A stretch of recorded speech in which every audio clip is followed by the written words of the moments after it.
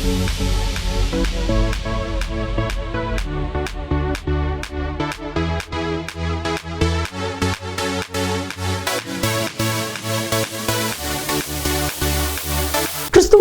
பிரியமான தெய்வ பிள்ளைகளை வெளிப்படுத்தின விசேஷம் பரலோகத்தின் சில காட்சிகள், கர்த்தராகிய இயேசு கிறிஸ்துவனுடைய வருகை, பூமியின் ராஜ்யங்களுடைய வரலாற்றினுடைய முடிவுகள், இவைகளை வெளிப்படுத்துவது தான் வெளிப்படுத்தின விசேஷம்.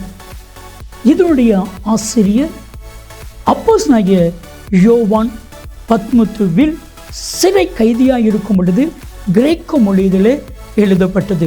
பெரும்பாலும் அடையாள மொழிகளிலே எழுதப்பட்ட இந்த புத்தகம் மதிப்பிற்குரிய டாக்டர் ரெவரண்ட் பால்ராஜ் அதிசயமணி அவர்கள் மூலமாக நமக்கு டிராஸ்டிவின் மக்களுக்கு இது போதிக்கப்படுகிறது. தெய்வ மனிதர், தெய்வனால் பரிசுத்த ஆவியானவரால் வல்லமையாய் பயன்படுத்தப்படுகிற இவர்கள் கருக்கலான சத்தியங்களையும் ஆழமான உண்மைகளையும் மறைவான மறைப்பொருட்களையும் வெளிப்படுத்தி நமக்கு சொல்லி புரியக்கூடிய நல்ல தெய்வ மனிதர்.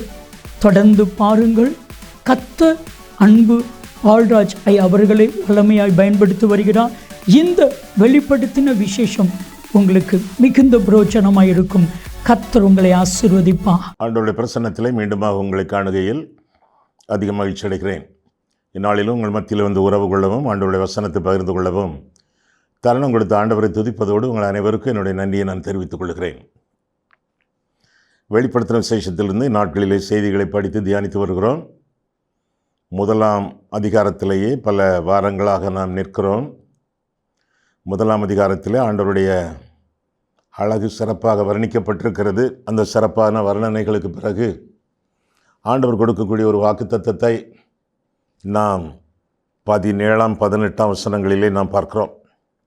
வெளிப்படுத்தின விசேஷம் முதலாம் அதிகாரம் 17, 18. நான் அவரை கண்டபோது செத்தவனைப் போல அவருடைய பாதத்தில் விழுந்தேன். அப்பொழுது அவர் தம்முடைய வலது கரத்தை என்மேல் வைத்து என்னை நோக்கி, பயப்படாதே, நான் முந்தினவரும் பிந்தினவரும் உயிருள்ளவருமாய் இருக்கிறேன். மரித்தேன், ஆனாலும் இதோ சதா காலங்களிலும் உயிரோடு இருக்கிறேன். ஆமேன். நான் மரணத்திற்கும் பாதாளத்திற்கும் உரிய திறவுகோல்களை உடையவராய் இருக்கிறேன் என்று சொல்லி ஆண்டவர் திருவளம் பெற்றுவதாக வேதத்திலே வாசிக்கிறோம். மரணத்திற்கும் பாதாளத்திற்கும் உரிய திறவுகோல்கள், திறவுகோல் அல்ல, திறவுகோல்கள். குறிப்பாக 2. ஒன்று மரணத்திற்குரிய திறவுகோல், இன்னொன்று பாதாளத்திற்குரிய திறவுகோல். வேதத்தை நாம் கருத்தாக வாசிக்கும் பொழுது பலவிதமான திறவுகோல்களை எல்லாம் நாம் பார்க்கலாம். இந்த திறவுகோல்களை எல்லாம் வரிசையாக பார்த்து விடுவோமா?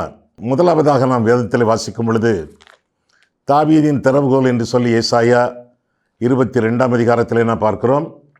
அதை குறித்து பிலதெல்பியா சபை குறித்து நாம் பார்க்க இருக்கிறோமே, அங்கேயும் அந்த திறவுகளை குறித்து நாம் சந்திக்கிறோம். ஏசாயா 22 எடுங்கள். சில வசனங்களை கோர்வையாக நான் வாசிக்கப் போகிறோம்.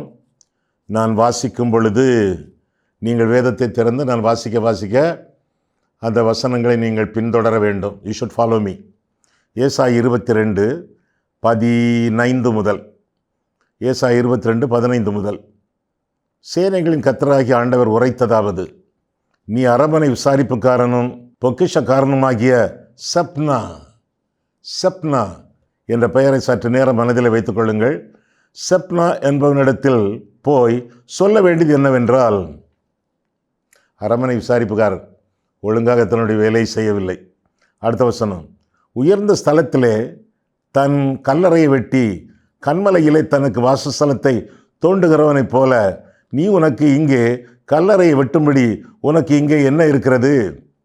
உனக்கு இங்கே யார் இருக்கிறார்கள்? ஒன்றுமே இல்லையே.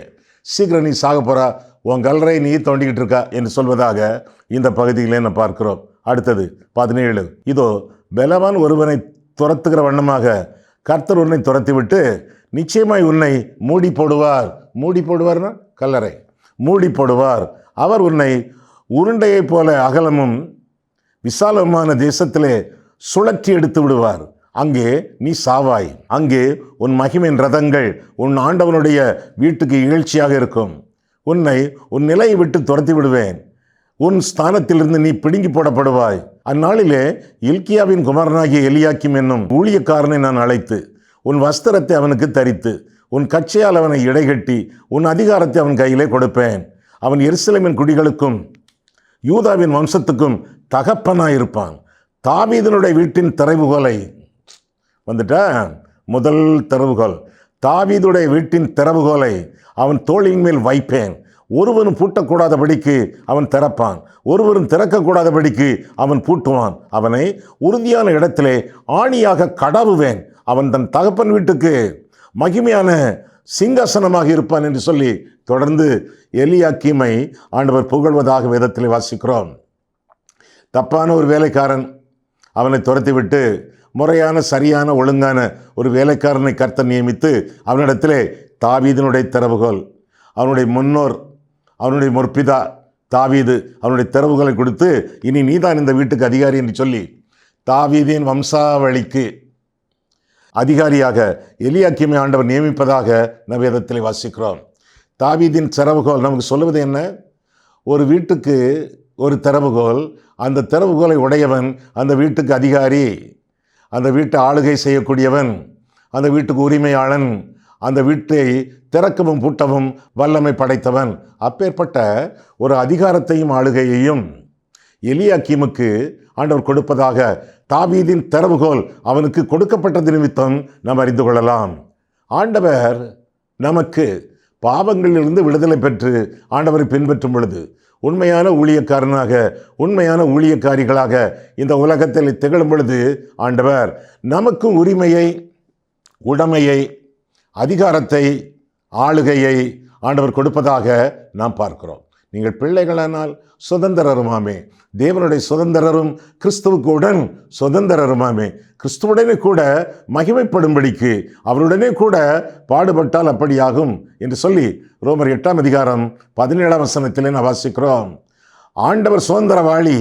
ஆண்டவருடைய பிள்ளைகளாக நாம் மாறும் பொழுது நாமும் அந்த சுதந்திரத்திலே பங்காளிகள் என்று சொல்லி வேதம் நமக்கு கற்றுக் கொடுக்கிறது. பிள்ளைகளாவது எப்படி? யோவான் 1ஆம் அதிகாரம் 12ஆம் 13ஆம் வசனங்கள்.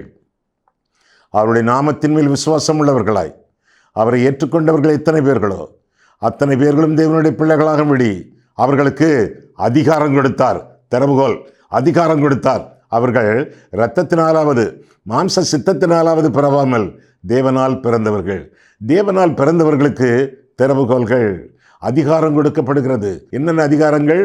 அவருடைய பிரசன்னத்தை அனுபவிக்கும் அதிகாரம், பிணிகளை நீக்கக்கூடிய அதிகாரம், பிசாசுகளை துரத்தும் அதிகாரம், பிரசங்கம் பண்ணக்கூடிய அதிகாரம், பலவிதமான ஆவிக்குரிய அதிகாரங்களை ஆண்டவருடைய திறவுகோல் நமக்கு கொடுக்கிறது என்று சொல்லி வேதம் நமக்கு கற்றுக் கொடுக்கிறது. முதலாவதாக தாவீதின் திறவுகோல், இரண்டாவதாக அறிவாகிய திறவுகோல், ஆபத்தான திறவுகோல். இந்த அறிவான திறவுகோலை எங்கே பார்க்கலாம்? லூக்கா 11ஆம் அதிகாரத்திலே பார்க்கலாம். சில அறிவாளிகள் என்று தங்களை எண்ணிக்கொள்கிறவர்கள், நீதிபதிகள், நியாயாதிபதிகள், நியாய பிரமாணிகள், நியாய சாஸ்திரிகள், லாயர்ஸ், அவர்களை குறித்து இந்த பகுதியிலே நான் வாசிக்க இருக்கிறோம். லூக்கா 11ஆம் அதிகாரம் 52ஆம் வசனம். லூக்கா 11:52. நியாய சாஸ்திரிகளே உங்களுக்கு ஐயோ, ஐயோன்னா ஆபத்துன்னு அர்த்தம். அறிவாகிய திறவுகோலை எடுத்துக்கொண்டீர்கள், நீங்களும் உட்பிரவேசிக்கிறதில்லை, பரலோகத்துக்கு போக மாட்டீங்க, உட்பிரவேசிக்கிறவர்களையும் பரலோகத்துக்கு ஆயத்தப்படுகிறவர்களையும் தடை பண்ணுகிறீர்கள் என்றார் என்று சொல்லி வேதத்திலே வாசிக்கிறோம். அறிவை எடுத்துக்கொள்கிறார்கள், மனிதர்களுக்கு, ஆத்துமாக்களுக்கு தடைகளாக வாழ்கிறார்கள் என்று சொல்லி வேதத்திலே வாசிக்கிறோம். காரணம், இவர்களிடத்தில் அறிவு உண்டு, அனுபவம் இல்லை. அனுபவம் இல்லாத அறிவு ஆபத்து. எங்கே வாசிக்கிறோம்? 1 தீமோத்தேயு 2ஆம் அதிகாரம் 4ஆம் வசனத்திலே பார்க்கும் பொழுது எல்லா மனுஷரும் ரட்சிக்கப்படுவதும் அனுபவம், ரட்சிப்பின் அனுபவம், சத்தியத்தை அறிகிற அறிவை அடையவும் ஆண்டவருக்கு சித்தமாயிருக்கிறது என்று சொல்லி வேதத்திலே வாசிக்கிறோம். அனுபவம், அறிவு ரெண்டும் ஒருங்கே அமையப்பெற்ற ஒரு வசனம். 1 தீமோத்தேயு 2ஆம் அதிகாரம் 4ஆம் வசனம். இந்த மனிதர்களுக்கு அறிவு இருக்கிறது, வேத அறிவும் இருக்கிறது, ஆனால் அனுபவம் இல்லையே. ஆண்டவரை தங்களுடைய வாழ்க்கையிலே சொந்த ரட்சகராக ஏற்றுக்கொள்ளவில்லையே. சும்மா கதை அடிக்கிறார்கள், கதை இழக்கிறார்கள், தங்களுக்கு எல்லாம் தெரிந்தது போல காட்டுகிறார்கள், சாதாரணமான அறிவில்லாதவர்களை மிரட்டுகிறார்கள்.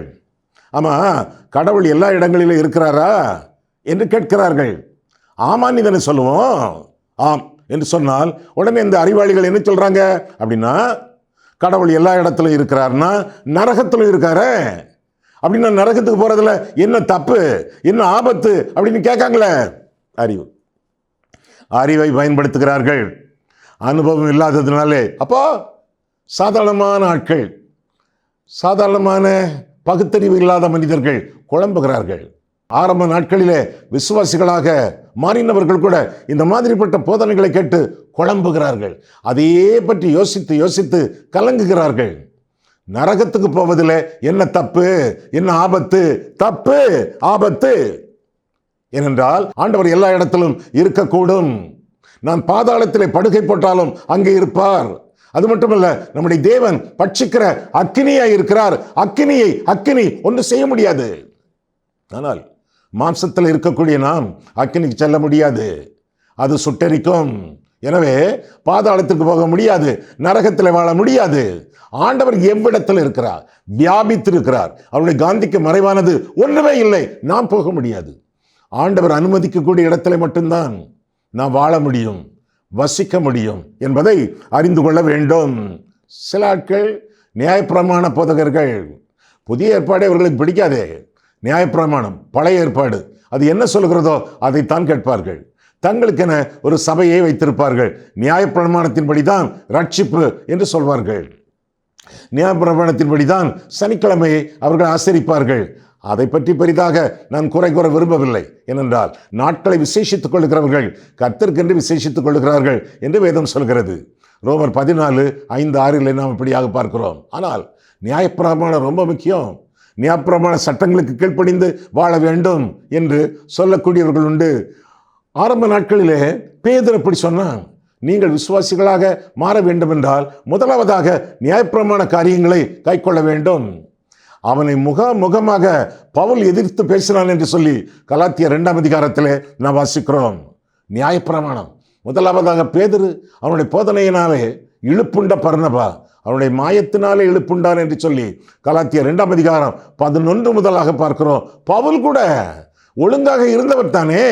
அவனு சில புறஜாதிகளை பிடித்து நியாயப்பிரமாண நெறிகளை அவர்களுக்கு கற்றுக் கொடுத்து கடைபிடிக்க ஆலயத்திற்கு கொண்டு போனான் என்று வேதத்திலே வாசிக்கிறோமே. சரியான எதிர்ப்பு. கொஞ்ச நாட்களிலே நாடு கடத்தப்பட வேண்டியதாயிற்று என்று சொல்லி வேதத்திலே வாசிக்கிறோமே. ஜாக்கிரதை. கிருபையினாலே விசுவாசத்தை கொண்டு ரட்சிக்கப்பட்டீர்கள், இது உங்களால் உண்டானதல்ல, இது தேவனுடைய ஈவு என்று சொல்லி வேதத்திலே வாசிக்கிறோம். எங்கே வாசிக்கிறோம்? எபேசியர் எடுத்துக்கொள்ளுங்கள்.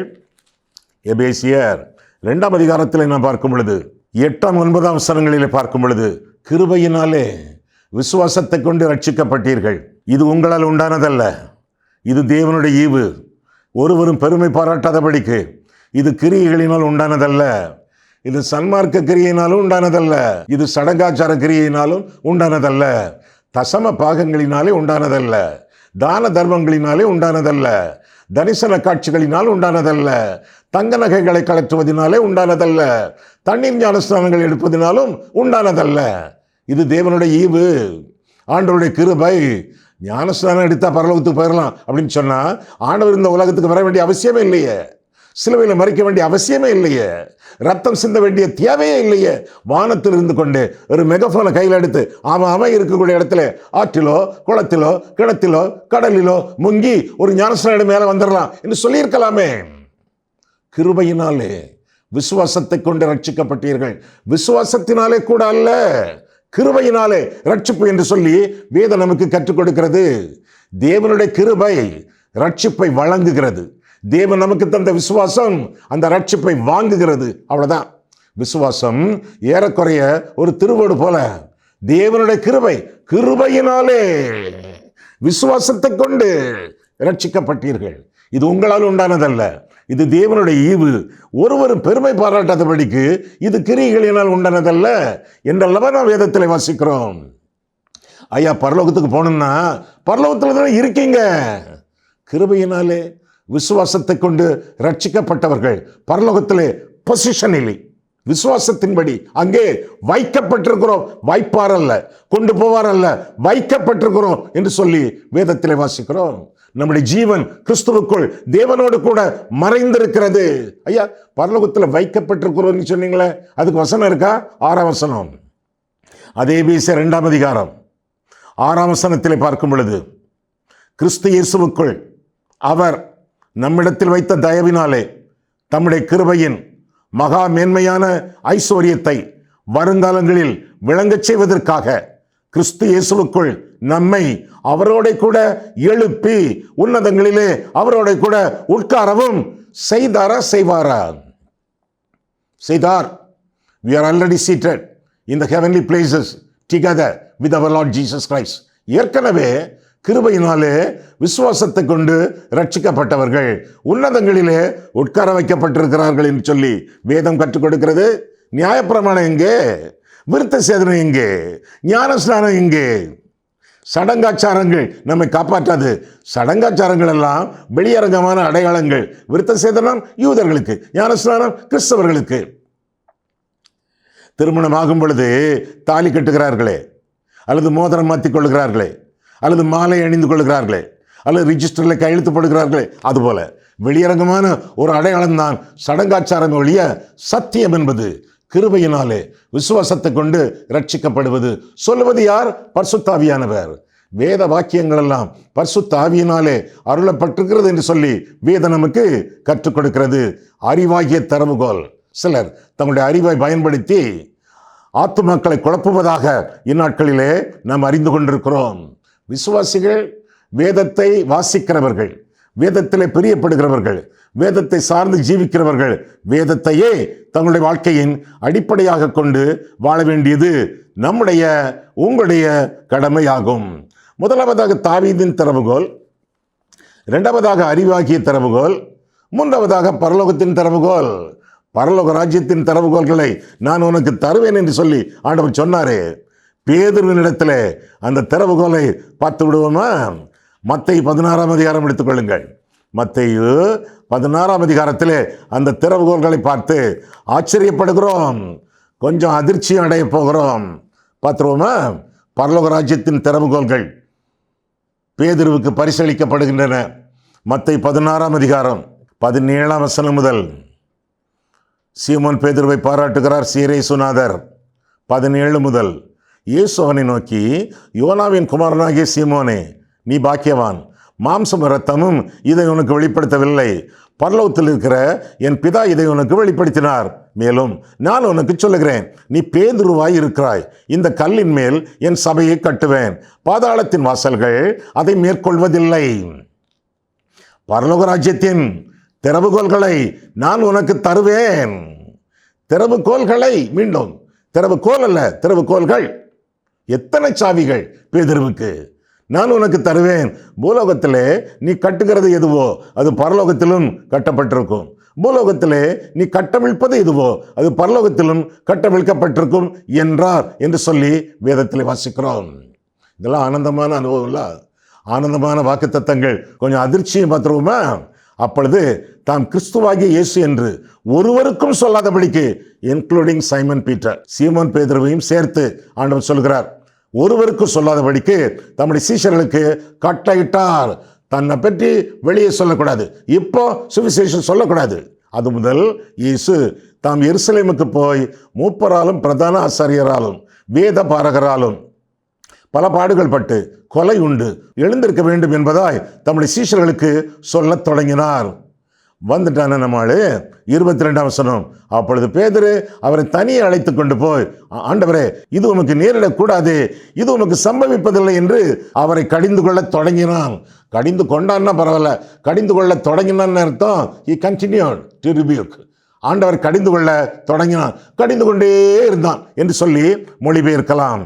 23, அவரோ திரும்பி பேதுருவை பார்த்து, எனக்கு பின்னாக போ சாத்தானே, நீ எனக்கு இடரலாய் இருக்கிறாய், தேவனுக்கு ஏற்றவர்களை சிந்தியாமல் மனுஷருக்கு ஏற்றவர்களை சிந்திக்கிறாய் என்றார். 3 காரியம் சொல்லியிருக்காரு அந்த 23ஆம் வசனத்தில். 1 சாத்தானே, 2 இடரல், 3 மனுஷருக்கு ஏற்றவர்களை சிந்திக்கிறாய், சிந்திக்கிறவன். ஐயா, சபையின் அஸ்திபாரம் பேதுரு தான் ஐயா. ஆனால் அவனுக்கு திறவுகோல்களை கொடுத்தாச்சே, அதனால சபையின் அஸ்திபாரம் பேதுருவாக்கும் என்று சொல்லக்கூடியவர்கள் உண்டு. சொல்லக்கூடிய சபையினர் உண்டு.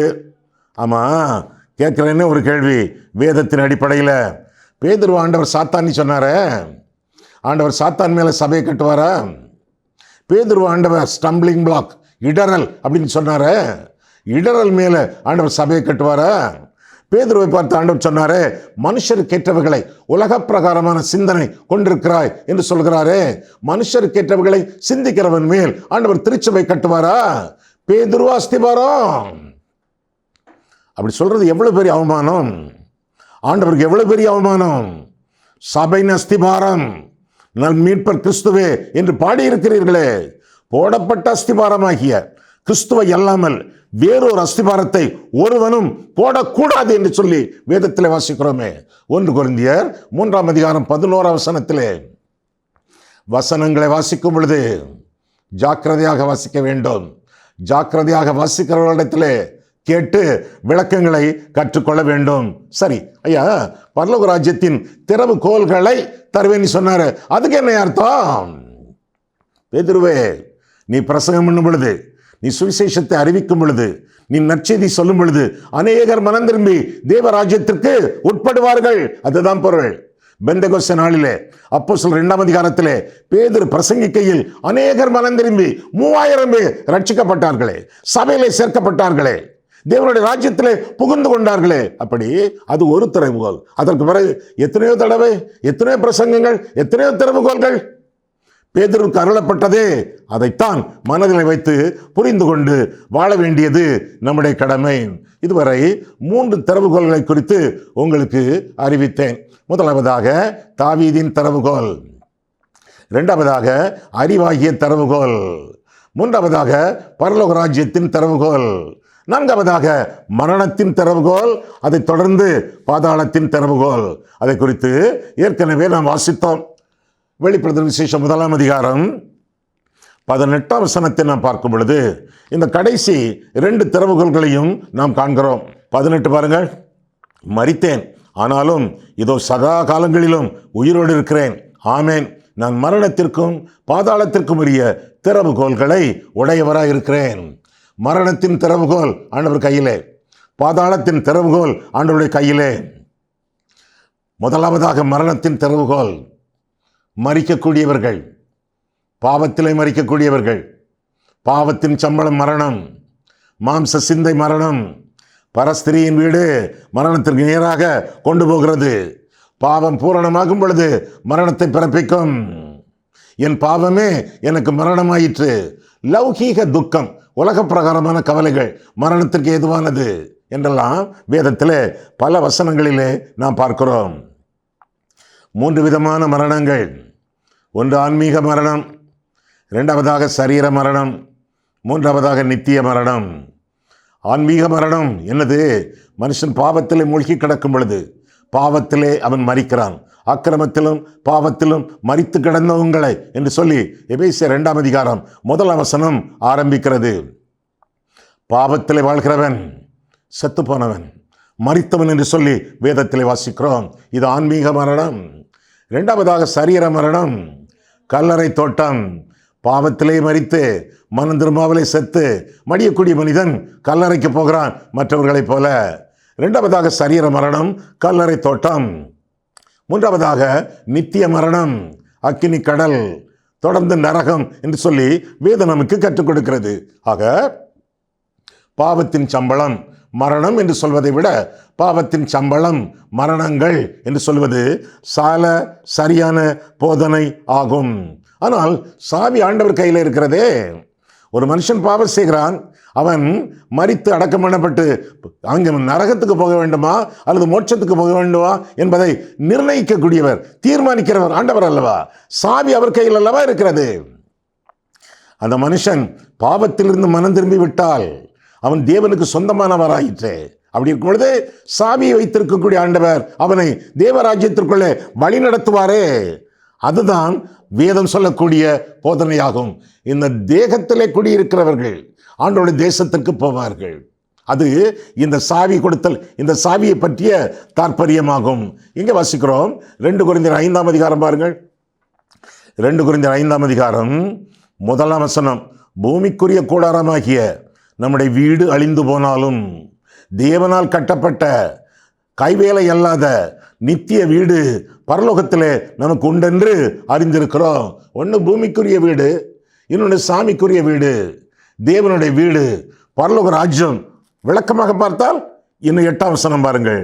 நாம் தைரியமாகவே இருந்து இந்த தேகத்தை விட்டு, இதுதான் பூமிக்குரிய வீடு, இந்த தேகத்தை விட்டு குடி போகவும் கர்த்தரிடத்தில் குடியிருக்கவும் பரலோக வீடு அதிகமாக விரும்புகிறோம். 1 தேகமாகிய வீடு, 2 தேசமாகிய வீடு.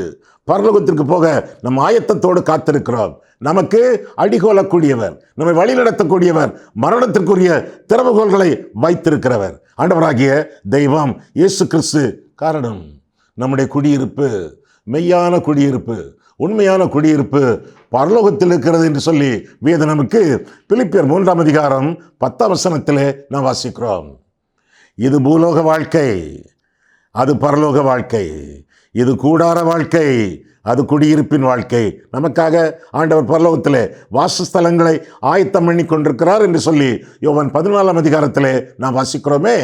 எனவே மரணத்தை குறித்து பயப்பட வேண்டிய தேவையில்லை.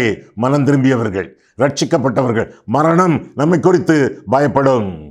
Death is not the end of life. It is the beginning of eternal life. மரணம் என்பது வாழ்க்கையின் முடிவு அல்ல, அது முடிவில்லாத வாழ்க்கையின் ஆரம்பம். யாருக்கு? பாவத்தை விட்டு தேவனை பற்றி கொண்டு ஆண்டவருக்கு மகிமையாக வாழக்கூடியவர்களுக்கு மரணம் பாவிக்குரிய அனுபவம் அல்ல, ஆவிக்குரிய அனுபவம். இங்கே கண்களை மூடுகிறோம், அங்கே கண்களை திறக்கிறோம். ஆவிக்குரிய அனுபவம். விழிக்கும் போது தேவனுடைய சாயலினாலே திருப்தி ஆவோம் என்று சொல்லி வேதத்திலே வாசிக்கிறோம். மரணம் என்பது ஒரு நித்திரை. விழிக்கும் போது தேவனுடைய சாயலினாலே திருப்தியாவோம். அப்பேற்பட்ட ஆவிக்குரிய வாழ்க்கை, ஆவிக்குரிய நன்மை, ஆவிக்குரிய வாழ்வுக்கு நேராக மரணம் நம்மை வழிநடத்துகிறது. இன்னொன்று அதே வசனத்திலே பாதாளத்திற்குரிய திறவுகோல் 18 மீண்டும் வெளிப்படுத்தின விசேஷம் 1:18. மரித்தேன், ஆனாலும் இதோ சதா காலங்களிலும் உயிரோடு இருக்கிறேன். ஆமேன். நான் மரணத்திற்கும் பாதாளத்திற்கும் உரிய திறவுகோல்களை உடையவராக இருக்கிறேன். பாதாளத்திற்குரிய திறவுகோல். என்னை பாதாளத்திலே நீர் ஒப்புக் கொடுக்க மாட்டீர், என் ஆத்துமாவை பாதாளத்தில் விடீர் என்று சொல்லி விசுவாசியாகிய சங்கீதக்காரன் விளக்குவதாக 16ஆம் சங்கீதம் 10ஆம் வசனத்திலும் 86ஆம் சங்கீதம் 13ஆம் வசனத்திலும் நாம் பார்க்கிறோம். பார்த்து விடுவோமா? 86ஆம் சங்கீதம் எடுத்துக்கொள்ளுங்கள். 86ஆம் சங்கீதம் 13ஆம் வசனம். நீர் எனக்கு பாராட்டின உமது கிருபை பெரியது. கிருபைதான் இதுக்கு காரணம். கிருபை பெரியது, என் ஆத்துமாவை தாழ்ந்த பாதாளத்திற்கு தப்புவித்தீர் என்று சொல்லி வேதத்தில் வாசிக்கிறோம். கிருபையினாலே விசுவாசத்தை கொண்டு ரட்சிக்கப்பட்டவர்கள் பாதாளத்திற்கு தப்புவிக்கப்படுகிறார்கள் என்று சொல்லி வேதத்தில் வாசிக்கிறோம். இந்த மாம்ச சரீரம் ஒளியும், மகிமையின் சரீரம் நமக்கு அருளப்படும் என்று சொல்லி வேதம் நமக்கு கற்றுக் கொடுக்கிறது. பாதாளம் நம்மை மேற்கொள்ளாது. காரணம் தேவனுடைய கிருபை. இரண்டாவதாக ஆண்டவருடைய பிரசன்னம் சதா காலங்களிலும் உயிரோடு இருக்கிறவர். நாம் மரிக்கும் பொழுது நம்மை எடுத்துச் செல்வார், நம்மை வரவேற்று நம்மை தூக்கிச் செல்வார். அது மட்டுமல்ல, ஆண்டவர் நம்முடைய வாழ்க்கையின் அஸ்திபாரம். அஸ்திபாரம். ஆண்டவரை அஸ்திபாரமாக கொள்ளுகிறவர்கள் அசைக்கப்பட மாட்டார்கள், ஆண்டவரோடு நிலைத்திருப்பார்கள். அது மட்டுமல்ல, ஆண்டவருடைய இரத்தமும் ஆண்டவருடைய இரக்கமும் நம்மை பரலோகத்திற்கு கொண்டு போகும் என்று சொல்லி வேதம் நமக்கு கற்றுக் கொடுக்கிறது. இந்த பாதாளத்தின் வாசலின் திறவுகோல் ஒரு தூதனுக்கு கொடுக்கப்படுகிறது. எதற்காக? ஒரு காரியம் செய்வதற்காக. 20ஆம் அதிகாரம் பாருங்கள், வெளிப்படுத்தின விசேஷம் 20ஆம் அதிகாரத்திலே ஒரு குறிப்பிட்ட காலத்திலே இந்த திறவுகோல் ஒரு தூதனுக்கு கொடுக்கப்படுகிறது. அவன் என்ன செய்கிறான் என்று பாருங்கள். வெளிப்படுத்தின விசேஷம் 20ஆம் அதிகாரம் 1 வசனம்.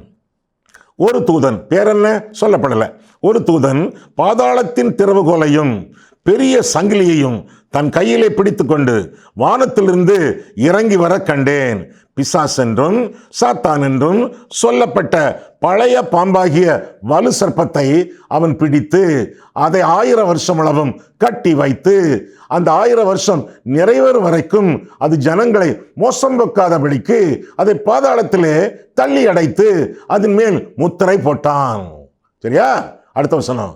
அதற்கு பின்பு அது கொஞ்ச காலம், எது? சாத்தான், பாம்பு. அது கொஞ்ச காலம் விடுதலை ஆக வேண்டும். எதுக்கையா விடுதலை? ஒரு நாளில் இயேசுவானவரை பார்த்து பிசாசானவன் சாத்தான் சொல்லக்கூடாது. என்ன சொல்லக்கூடாது? ஆண்டவரே, நீர் எல்லாருக்கும் 2ஆம் தவணை கொடுத்தீர், ஏகப்பட்ட தவணைகள் கொடுத்தீர் ஆண்டவரே, மனம் திரும்புவதற்காக. நானும் ஒரு காலத்திலே லூசிஃபராக உம்மால் படைக்கப்பட்டவன் ஆயிற்று, எனக்கு ஆண்டவரே ஒரு சான்ஸ் ஆண்டவரே என்று சொல்லக்கூடாது. அவனுக்கும் விடுதலை கொடுப்பதாக பார்க்கிறோம். அவனை விடுவித்தும் அவன் மனம் திரும்ப மாட்டான், மீண்டும் ஆண்டவரை அங்கீகரிக்க மாட்டான், மீண்டும் தன்னுடைய இடத்துக்கு திரும்பி செல்ல மாட்டான் என்று ஆண்டவருக்கு தெரியும். தெரிந்தும் அவனுக்கும் ஒரு சந்தர்ப்பம், ஒரு 2ஆம் தவணை கொடுப்பதாக அவனை குறித்து வேதத்திலே வாசிக்கிறோம்.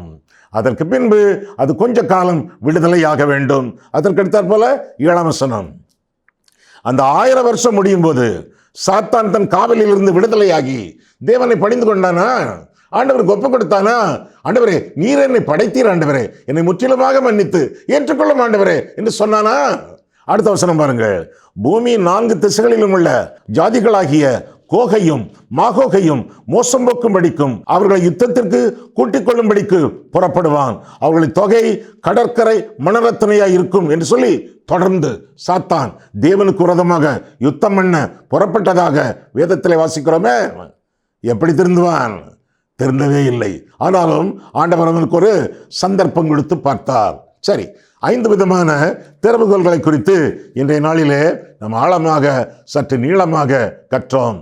முதலாவதாக தாவீதின் திறவுகோல், 2வதாக அறிவாகிய திறவுகோல், 3வதாக பரலோக ராஜ்யத்தின் திறவுகோல், 4வதாக மரணத்தின் திறவுகோல், 5வதாக பாதாளத்தின் திறவுகோல். திறவுகோல் ஆளுகையை குறிப்பிடுவது, அதிகாரத்தை குறிப்பிடுவது, ஆசீர்வாதத்தை குறிப்பிடுவது, உடைமைகளை குறிப்பிடுவது, அதற்குரிய உரிமைகளை கொடுக்கக்கூடியது. இந்த திறவுகோல்களிலே நிச்சயமாக ஒரு திறவுகோல் ஆண்டவர் நமக்கு தர மனதாயிருக்கிறார். என்ன திறவுகோல்? பரலோக ராஜ்யத்தின் திறவுகோல். யாருக்கெல்லாம் சுவிசேஷம் சொல்லுகிறோமோ, யாரையெல்லாம் பரலோக ராஜ்யத்திற்குள்ளே வழி நடத்துகிறோமோ அவர்களெல்லாம் அந்த திறவுகோலை கொண்டவர்கள். ஆண்டவருடைய கிருபையினால் எனக்கு உண்டு, ஆண்டவருடைய கிருபையினாலே உங்களுக்கும் உண்டு என்று நம்புகிறேன். இல்லாதவர்கள் அந்த திறவுகோலை இன்றைக்கே பெற்றுக்கொள்ளுங்கள். கர்த்தர் உங்களை ஆசீர்வதிப்பாராக. கண்களை மூடுவோம், கர்த்தரை பார்ப்போம். அன்புள்ள ஆண்டவரே, உம்முடைய வசனங்களை ஆராயவும் எங்கள் வாழ்க்கையை ஆராயவும் உம்முடைய சந்நிதியிலே எங்களை வழிநடத்தினீர். அதற்காக நன்றி செலுத்துகிறோம் சுவாமி. 5 விதமான திறவுகோல்களை குறித்து நாங்கள் அறிவிக்க கேட்டோம் சுவாமி. நீர் எங்களுக்கு போதித்த தயவுக்காக உமக்கு நன்றி செலுத்துகிறோம்.